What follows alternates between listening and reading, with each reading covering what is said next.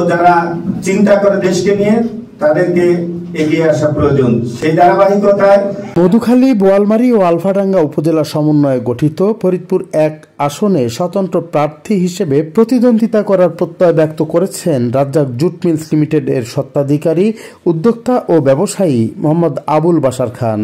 তিনি ফরিদপুরের মধুখালী উপজেলার গাজনা ইউনিয়নের Ashapur Razzak jute mills limited এর সম্মেলন কক্ষে জনাকীর্ণ সাংবাদিক সম্মেলনে ত্রয়োদশ জাতীয় সংসদ নির্বাচনে প্রার্থী হওয়ার ঘোষণা দেন।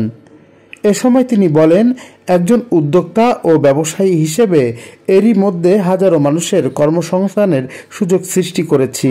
এলাকার মানুষের উন্নয়নে এবং যুবকদের উদ্যোক্তা হিসেবে গড়ে তোলার সুপ্ত বাসনা দীর্ঘদিনের। মানুষের উন্নয়নে কাজ করার লক্ষ্যেই সংসদ সদস্য হিসেবে প্রতিদ্বন্দ্বিতা করতে চাই। এ সময় তিনি আরও বলেন, একজন জনপ্রতিনিধি পারে সুস্থ সমাজ গঠনের নেতৃত্ব দিতে। গণমানুষের উন্নয়নে কাজ করার পথকে সহজ করতেই সংসদ সদস্য হতে চাই। তবে তিনি বলেন, দীর্ঘ সময় ধরে মানুষের পাশে আছি, আগামীতে সংসদ সদস্য না হলেও মানুষের পাশে থাকব।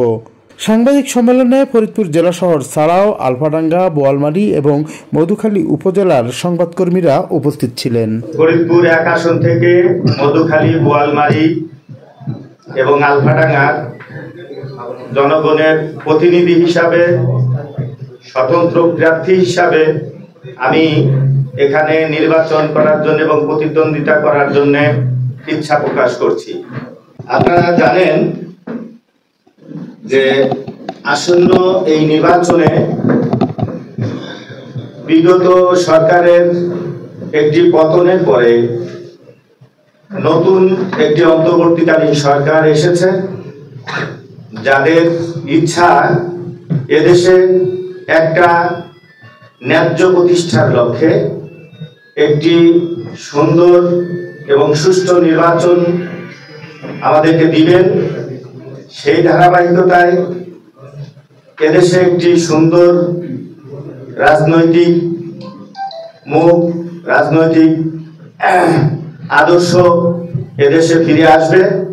সেই ধারাবাহিকতায় আমি ফরিদপুর ১ আসন থেকে, এই ফরিদপুরের একটি প্রত্যন্ত অঞ্চল থেকে এদেশের একজন ব্যবসায়ী উদ্যোক্তা হিসাবে আমি এদেশে মানুষের কাজের সংস্থান নিয়ে কাজ করি।